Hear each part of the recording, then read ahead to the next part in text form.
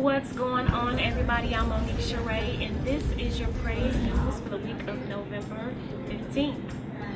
So on Monday, Governor Jay Nixon declared a state of emergency for the state of Missouri just ahead of the long-awaited verdict in the Michael Brown case. Now, what is a state of emergency? It's basically when the government has the control over a city or state. They basically take control of it, and they pretty much enforce different kind of rules, and the freedom of the people is pretty much subject to whatever they enforce or is needed at the time. So keep Ferguson in your prayers because they're going through a lot in that city.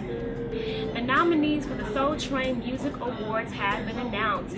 Erica Campbell, Donnie McClurkin, Tamala Mann, and Michelle Williams are just 4 of the 6 nominees in the Best Gospel or Inspirational Song category. The award show will air on November 30th on BET and Centric, and Wendy Williams will be hosting the show this year. Speaking of Wendy Williams, if you didn't know, she is the executive producer of the much talked about Aaliyah biopic that just aired recently on Lifetime. Now, let me tell you, people were talking about this biopic and it was not good at all.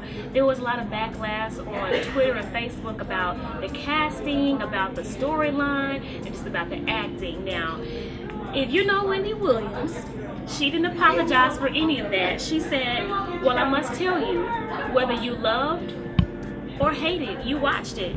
It was the 2nd highest rated movie on all cable this year so far. Lifetime is also set to air the Whitney Houston biopic, and her family is against it as well because they would rather have Whitney in a movie. But Wendy Williams disagrees, saying TV is where it's at.